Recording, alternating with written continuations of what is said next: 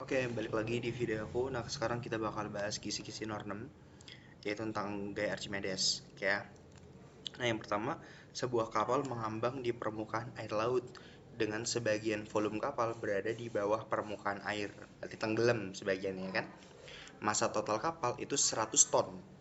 1 ton itu kan 1000 kilo, ya kan? Berarti kalau 100 ton itu 100.000 kilo, gitu ya. Maka volume kapal yang berada di bawah permukaan air adalah berapa meter kubik, gitu ya. Yang cemplung di sini nih, itu berapa meter kubik gitu.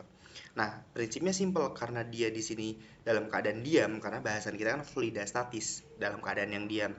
Karena dia diam, berarti pertama di sini ada gaya berat. Dan kenapa dia nggak tenggelam? Karena ditopang sama gaya apung.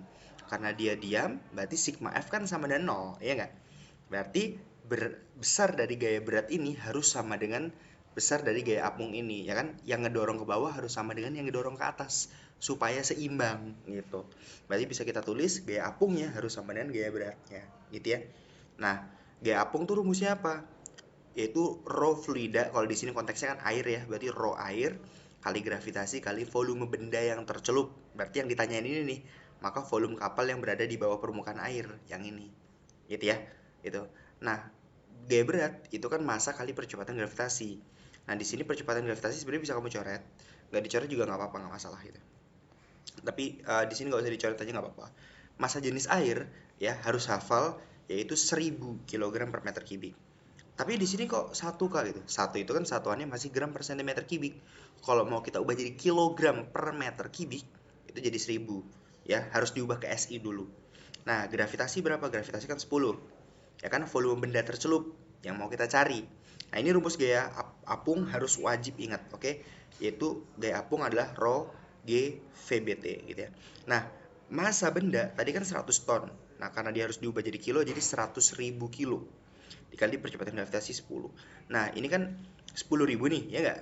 Yang ini kan 10.000, coret aja. Ya kan? Telurnya kan 4 nih. Ini juga, kalau ini kan telurnya 5, dicoret berarti nanti masih sisa 1. Ya nggak? Jadi 10 dikali 10 dapat volume benda tercelupnya 100 meter kubik gitu. Aman ya?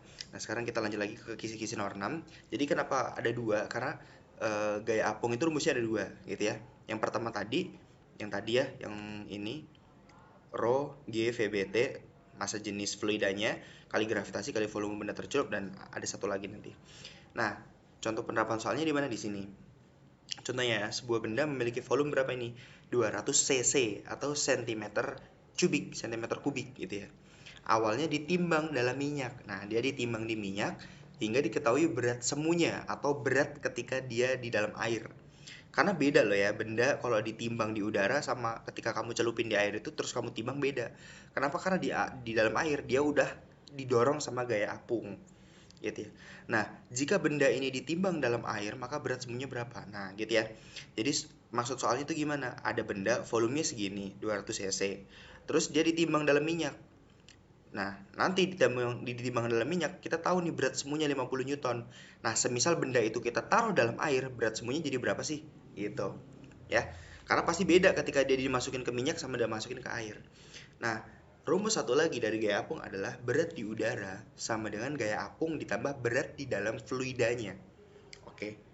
Nah, benda itu ketika dimasukkan ke dalam minyak sama ke dalam air, oke, ketika dia dimasukkan ke dalam minyak dan di dalam air, beratnya pasti beda. Karena fluidanya beda, zatnya beda. Yang satu zatnya minyak, yang satu zatnya air. Tapi berat di udaranya pasti sama. Ya kan? Berat di udaranya pasti sama karena berat di udara itu adalah berat sejatinya dia gitu. Ya.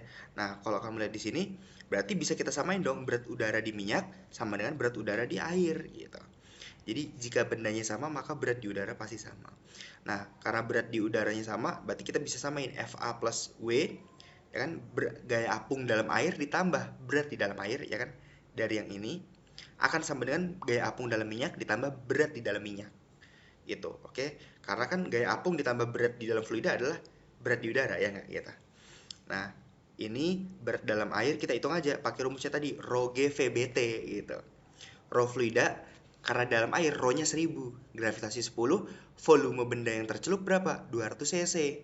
200 cm kubik. Cm kubik kalau diubah ke meter kubik itu 2 dikali 10 4 ditambah berat di air. Yang ini yang kita mau cari. Nah, berat di dalam gaya apung dalam minyak berapa? Yang ini. Massa jenis minyak tuh 800.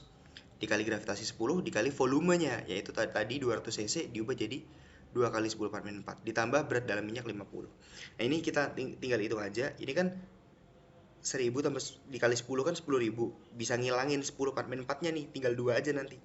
Gitu. Ya kan? Terus 800 kali 10 kali 2 kali 10⁴ dapat 1,6.